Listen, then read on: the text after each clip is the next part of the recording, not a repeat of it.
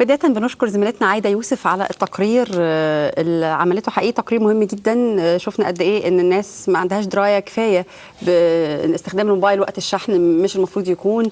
بنشوف السيدات الحوامل والاطفال بيستخدموا الموبايل عادي جدا، لكن ده ليه تأثير طبعا خطر عليهم، ويفضل وضع الموبايلات بعيدة عن الجسم الانسان، ما نحطوش في جيبنا زي ما بنشوف معظم الرجال تحديدا بيحطوا الموبايل في جيبهم على طول. يمكن السيدات عندنا الشنطة على طول بنحطه في الشنطة، لكن المفروض نعي اكتر استخدام الموبايل. بشكرك يا عايده جدا. خلونا نرحب بفقرتنا الثانيه باستاذ فيليب فكري، الكاتب الصحفي ورسام الجرافيكاتير. اهلا بحضرتك استاذ فيليب.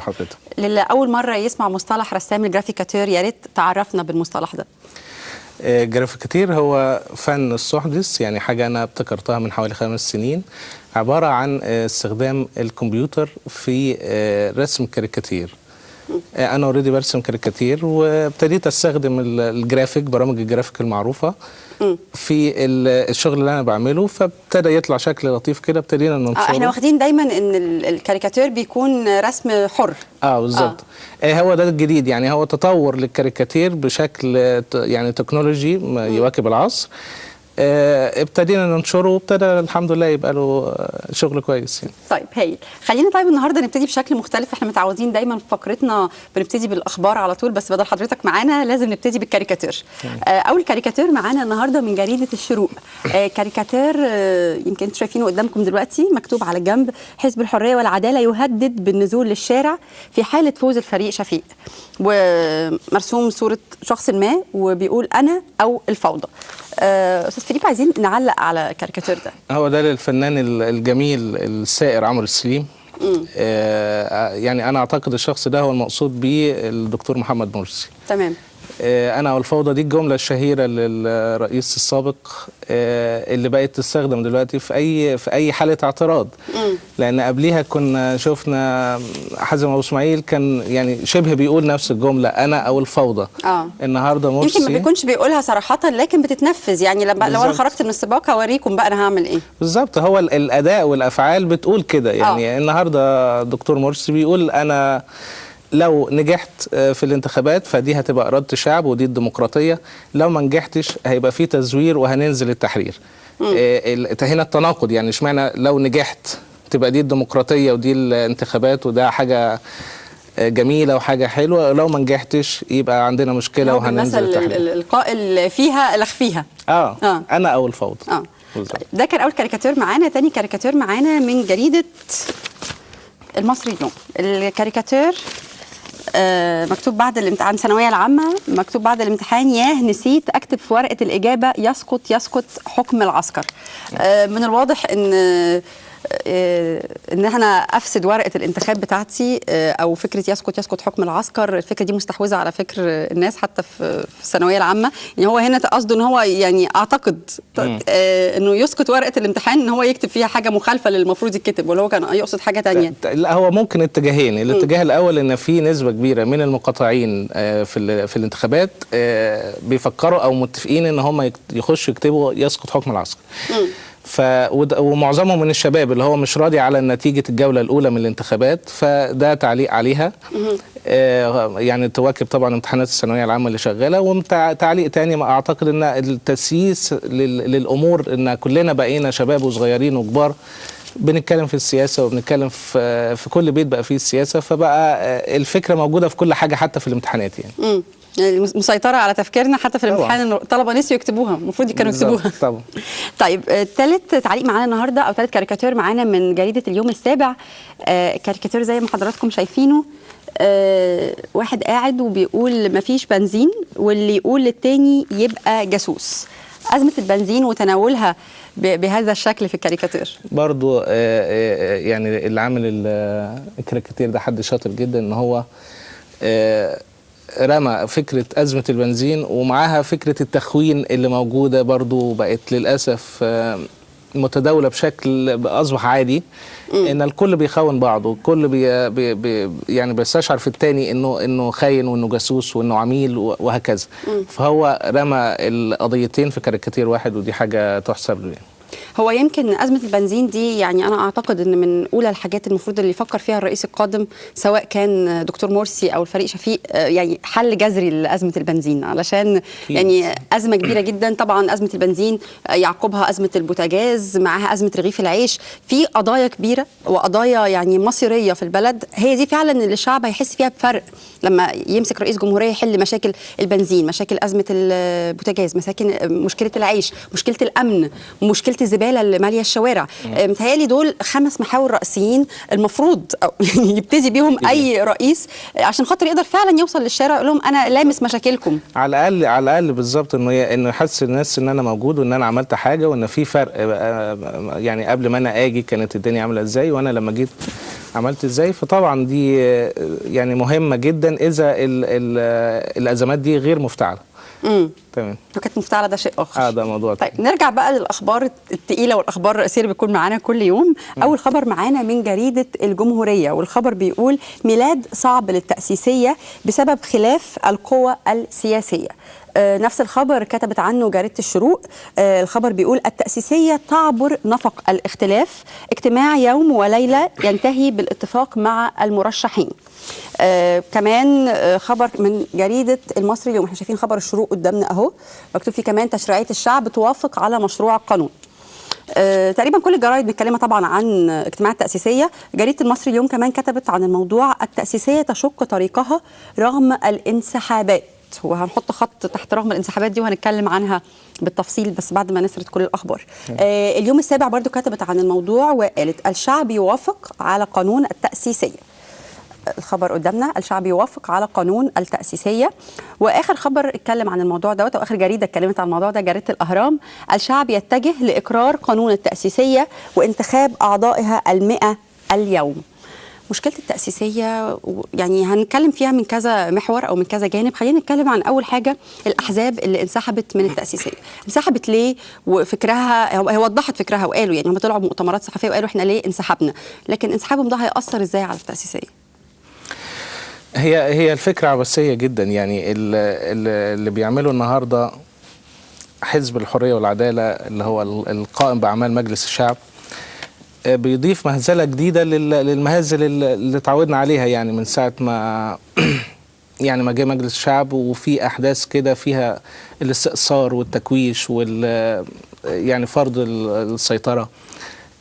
للأسف اللجنة اللي اتحددت أو المواصفات اللجنة اللي اتحددت المرة دي ما فيهاش أي اختلاف عن اللجنة الأولى اللي فشلت واللي اتعاد يعني ان احنا نعملها تاني وهكذا. نسبة التيار الإسلامي في اللجنة فوق 50%، وللأسف 50 التانية اللي هي للقوى المدنية نصها تيار إسلامي بالظبط. يعني أنا ما عنديش يعني إيه لما تقول لي مش عارف 16 أو أكتر من النقابات. طب أنت هتجيب مين من النقابات؟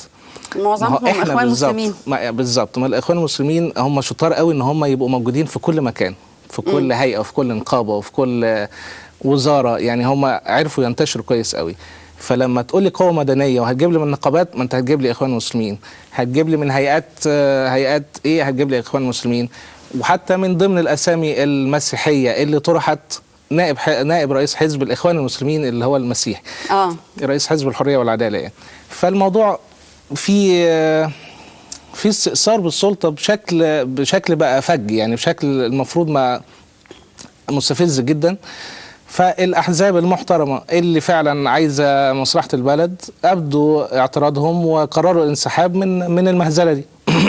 لكن تفتكر ان الموضوع ممكن ينتهي زي المره الاولى؟ يعني احنا شفنا المره الاولى ان اللجنه كلها انحلت وبدات يعقد ليها من اول وجديد، ولا عامل الزمن وعامل الوقت ممكن يفرق في الموضوع ده، ان احنا عايزين ننجز ونلم كل القصه ديت قبل انتخابات الرئاسه وقبل نتيجه قانون العزل؟ يعني احنا بنصارع الوقت، احنا بنلعب في ايام. ما هو بنلعب في ايام دي ما تتقالش على دستور. يعني اللي انا شايفه احنا بقى لنا سنه ونص دلوقتي، فاحنا جايين بقى في اخر 3 ايام عايزين نعمل دستور وبتاع. اعتقد او اتوقع انها برضو هتبوء بالفشل. وممكن ساعتها ينزل المجلس العسكري باعلان دستوري بقى، يعني تبقى فكره الموضوع تطبيق دستور 71 الفتره اللي جايه دي فكره مستصاغه ولا؟ متهيألي مستبعده. اعتقد هينزل ممكن المجلس العسكري يطبق اعلان دستوري، وبرضه هيبقى وراه كثير من المشاكل وهكذا. لكن ان اللجنه دي تنجح، لان انا متهيألي الانسحابات هتبتدي تتواصل وتستمر اليومين الجايين دول. هو المفروض النهارده هيقروا الموضوع، يعني لو في انسحابات هتكون قبل اجتماع النهارده هيقروا ال 100 عضو، يعني هيقروا ال 100 عضو يعني انتخاب اعضائها ال 100 اليوم، ده زي ما مكتوب في الاهرام. تمام. طبعا هيبان مفاجآت كتيره النهارده. الاسماء كمان يعني ما ينفعش يبقى عندي واحد زي دكتور البرادعي اللي هو لقب بضمير الثوره وما حطوهوش في لجنه تاسيس الدستور. يعني مش عايزين معارضين، طيب هم عايزين الموضوع يمشي في الاتجاه بتاعهم. يبقى الموضوع خلاص، يبقى الموضوع معروف ايه اللي هيشترك فيها، هيبقى عارف هو رايح فين وعارف انه بيشترك مع او بيرضي حزب الحريه والعداله او ايا كان. لكن دكتور ابراهيم درويش اللي استعانت بيه تركيا عشان يشكل لجنه لتاسيس الدستور بتاعها، الراجل ده عندنا وموجود بتاعنا احنا. يعني لما تركيا تستعين بيه عشان يعمل لها واحنا ما نطلبوش، واحنا ما ناخدوش في ال100 واحد وناخد ام ايمن واسامي تانية مع احترام لكل الاعضاء، طبعا دي مهزله. يعني دي قمه السخافه. فانا عن نفسي اتمنى ان التشكيل ده ما يتمش. تتصور ان ممكن الكنيسه والازهر ينسحبوا علشان هو خلاص الدستور كده، يعني بالوضع الباين من بدايه 50% حزب الحريه والعداله او التيار الاسلامي، غير النقابات، غير ان هم حطوا 16 مكان اعتقد لحزب الوسط وحزب تاني، حزب البناء الاجتماعي، حزب البناء والتنميه، حزب البناء والتنميه، وحزب الوسط والبناء والتنميه دول احزاب كلها منشقه من جماعه الاخوان. يعني احنا بنلف وندور في نفس الحته. بيضحكوا علينا، بيستخفوا بعقولنا. حزب البناء والتنميه، يعني انا ممكن اطلع الاخوان المسلمين واحطهم في القوه المدنيه واطلعها من التيار الاسلامي وما اطلعش البناء والتنميه. من صور حد من الاخوان المسلمين. بالظبط. يعني البناء والتنميه ده عباره عن الجماعه الاسلاميه اللي هي عملت هي معترفه بان هي اللي عملت العمليات الارهابيه والاغتيالات في الثمانينات والتسعينات، وعملت مراجعات بعد كده وتابت عن العمليات وقالت لا مش هنعمل اغتيال تاني، وراحت عامله حزب سياسي. فالحزب ده ما اعتبروش انه تيار اسلامي وابتدي اعتبره قوه مدنيه، فدي ناس بتضحك علينا. يعني ده حد بيستخف بعقولنا. فكره انسحاب الازهر والكنيسه، الازهر والكنيسه اعتقد هم دايما بيبقوا في المؤخره. يعني هم بيشوفوا يعني الازهر والكنيسه لدورهم الحساس ما بيحبوش يبتدوا بالاعتراض او يعني بالمعارضه على خصوصا في الاحداث السياسيه. فممكن يبقى السيناريو او شبيه بالسيناريو اللي حصل قبل كده، ان في نهايات الانسحابات، لو تمت الانسحابات، يعني لو تولت الانسحابات هينسحبوا هم كمان. ينسحبوا بس هيكونوا في مؤخره الاحزاب او الانسحابات. لكن هل الكنيسه اعلنت بعد مين هم الاربع اسماء اللي هيكونوا ممثلين في لجنه تاسيس الدستور؟ اعتقد اعلنت. يعني انا فاكر اللي افتكر منهم دكتوره جورجيت الليني، استاذ ممدوح رمزي، المستشار هاني رمزي. اعتقد يعني اعلنت. لكن امير رمزي ولا ايه؟ سوري، امير رمزي. هنحاول نعرف يعني ايه كل الاخبار دي النهارده. احنا دايما بنتابع مع مشاهدينا طول اليوم حتى باخبار على النيوز بار اللي بيكون في اسفل الشاشه ده، ونشوف ايه اللي هيحصل. طيب نروح لخبر تاني من جريده اليوم السابع. الخبر بيقول مرسي يهزم شفيق في جوله الاعاده بالخارج. نفس الخبر اتكلمت عنه جريده المصري اليوم. الخبر بيقول مرسي يكتسح نتائج الخارج والمشير يتعهد بالتصدي للعنف في الاعاده. شفنا في الجولة الأولى نتائج الأصوات خارج مصر، وقلنا أن دي ما تعتبرش حاجة نقيس عليها النتائج في مصر، عشان دول بيبقى كان كلهم 300,000 صوت، يعني مش محصل نص مليون. يعني تقريبا ما يجيش نص حي شبرا عندنا أو حي إمبابة، الأحياء الكبيرة. لكن الموضوع ده بيأثر في نفسية الناس جوه مصر. يعني لما كتير قوي لما سمعوا أن مرسي يهزم شفيق في جولة الإعادة بالخارج، بدأ الخوف والشك يدب في قلوبهم. مع أن احنا لو حللنا الموضوع وشفنا البلاد اللي نجح فيها مرسي والبلاد اللي نجح فيها شفيق، الرؤية توضح جدا وما نبقاش عندنا هذا الهاجس وهذا القلق. يعني أنا متهيألي برضو القلق مش موجود قوي، لأن في الجولة الأولى كان اللي حصل في الخارج حاجه واللي حصل هنا حاجه، يعني كان مرسي طالع الرابع في الجوله الاولى وطلع هنا في الاول. لا، الموضوع مختلف تماما. معظم الدول من ال 300,000 دول السعوديه والكويت واخدين فوق ال 200 وشويه، 220 او 230. معروف توجهات السعوديه والكويت ايه، ومعروف المصريين اللي هناك شاربين ايه هناك. فانا حتى استغربت لما لقيت ان في نسبه معقوله ان ادت لشفيق من السعوديه، يعني دي حاجه غريبه، مش ده المفروض يحصل يعني. فاعتقد ان دي حاجه ما لهاش علاقه باللي هيحصل هنا خالص، وربنا يستر.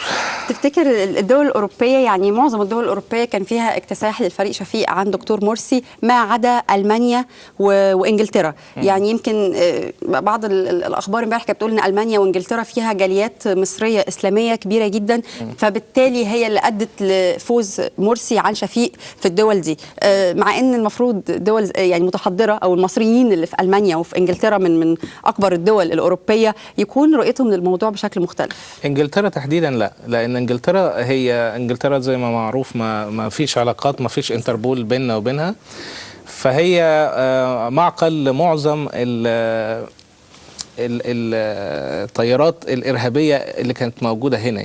يعني في كتير جدا جدا من الإرهابيين أو الطيارات الجماعة الإسلامية موجودين اوريدي دلوقتي في انجلترا، هاربين طبعا لان انجلترا مش هيتقبض عليهم. فدول عاملين شغل كويس جدا هناك. يعني معروف ان انجلترا فيها عدد كبير جدا من تيار الاسلام السياسي. ألمانيا أعتقد أن الموضوع جه بالمصادفة، أو أن يعني عدد المصريين المتأسلمين أو اللي ليهم توجه في التيار الإسلامي كان أكتر، وفي الآخر العدد كله هزيل جدا. وإحنا في تقصير كبير جدا من المصريين، يعني في الدول زي أمريكا معروف أن فيها عدد مهول من المصريين، لكن ما راحش ينتخب. يعني كنا قبل كده بنتكلم عن الموضوع دوت، وبعض الضيوف قالوا يعني ان المصريين اللي عايشين في امريكا تحديدا اللي مهاجر بقاله 20 سنه وبقاله 25 سنه ما بقاش كمان ما بقاش فارق معاه الوضع في مصر عامل ازاي. خلاص ده راجل مستقر هناك وبيته هناك ومراته واولاده وحياته، فما بقاش يعني فارق معاه قوي الوضع في مصر هيبقى عامل ازاي. وفي ناس انا اعرف ان في مشاكل كتير لموضوع الرقم القومي ده. يعني في كتير جدا من قرايبنا او من الناس اللي نعرفهم في امريكا نفسهم ينتخبوا، لكن هم مش ما عندهمش الرقم القومي خلص، الرقم القومي مش موجود وما اتعملش وهكذا. ففي اعداد يبقى في بدائل بالنسبه للباسبور. يعني كان ممكن يبقى في فكره ان انتخاب برقم الباسبور وهنا يضاهي بالرقم القومي. اللي عايز يعمل بدائل بالظبط، هي دي مربط الفرس. طيب نروح لخبر تاني من جريده الاهرام.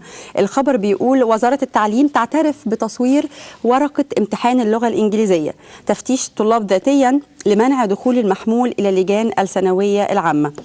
خبر تاني برضو في جريدة الجمهورية عن نفس الموضوع، بيقول إنجليزي الثانوية صعب، تهريب الأسئلة بالبلاك بيري، تفتيش ذاتي عن المحمول. طبعا يعني فكرة تصوير الامتحان بالبلاك بيري وبعته على طول جوه اللجنة دي يعني مهزلة. يعني إزاي الطلبة وهم داخلين، معروف إن بيتسلم موبايلات بره، يعني معروف ده من واحنا في الجامعه كان بيحصل كده، تسليم الموبايل بره، وبيبقى البنات بتفتح شنطها والولاد بيتفتشوا في جيوبهم كويس. لكن ان ده يحصل واحنا في سنه 2012 واحنا بنتكلم عن فتره جديده من نزاهه وحريه، فيعني الطلبه ازاي بيفكروا بالفكر ده حتى الان؟ لا، فتره جديده من النزاهه والحريه دي لسه ما تنفعش دلوقتي. يعني احنا بالعكس السنه النص اللي فاتت دي كل مساوئنا طلعت.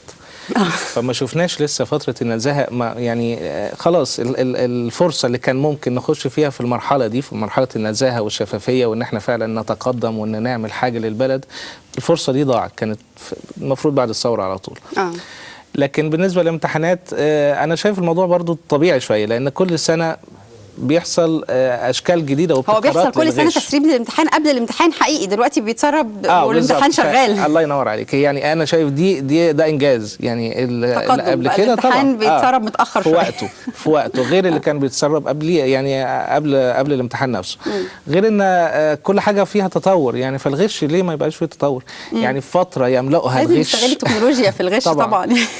يعني انا بهزر فتره زمنيه احنا عايشين في غش في حاجات كتير، فمش بعيد ان ده يوصل للامتحانات. يعني فهي الفكره بس ان فكره تسريب الامتحان على الانترنت والناس تبقى شايفاه ومش عارف ايه.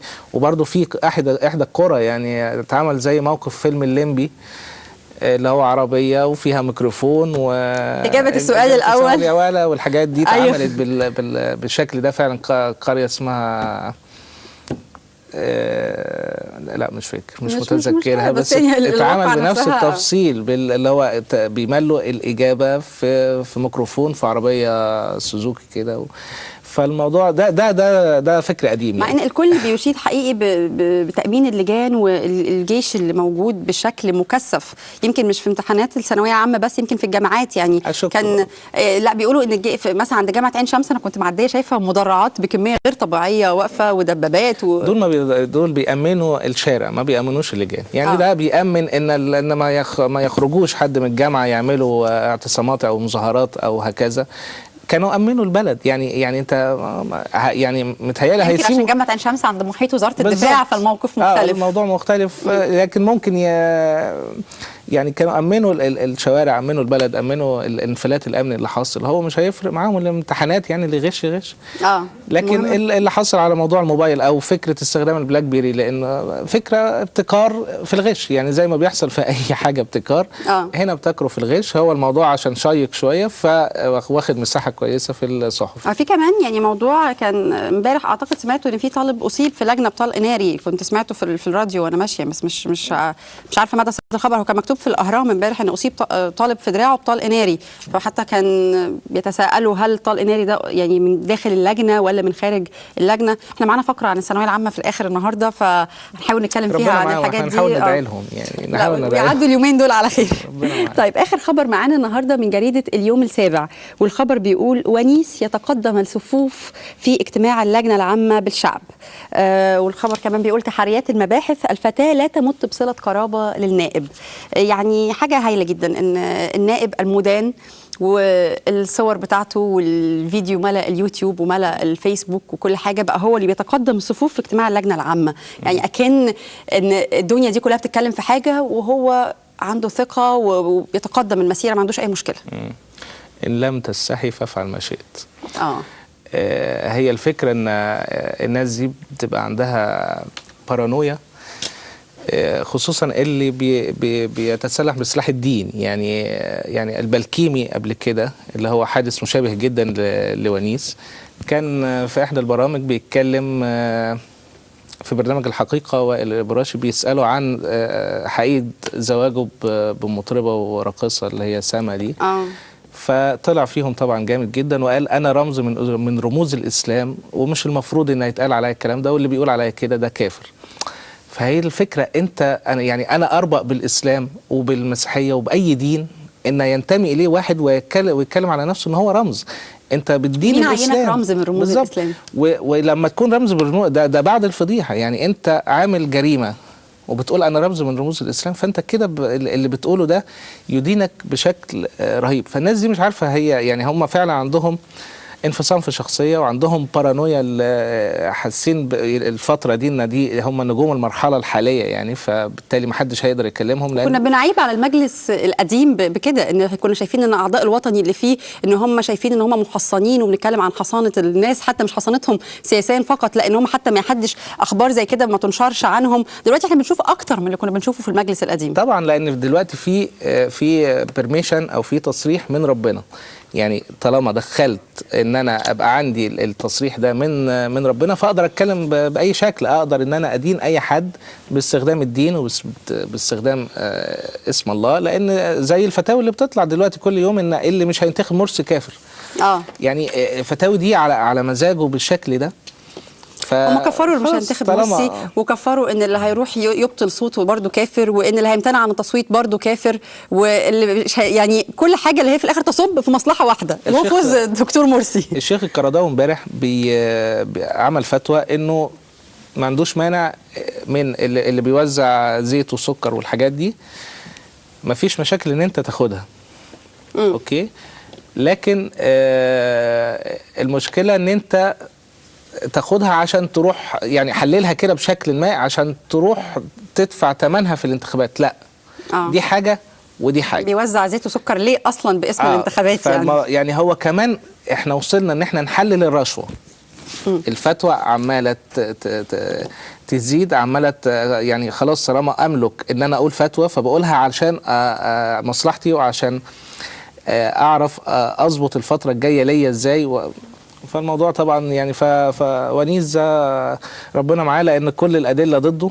ونيس ده المفروض يفكر اذا بوليتم فاستتروا، مش ان انا اطلع في العلن وامشي واتقدم الصفوف، يعني استتر بقى، استخبى. بيحاول يمثل او يبين ان ما فيش حاجه وان هو مظلوم ومفترى عليه وهكذا، مع ان المره دي فيها فيديو يعني واضح جدا.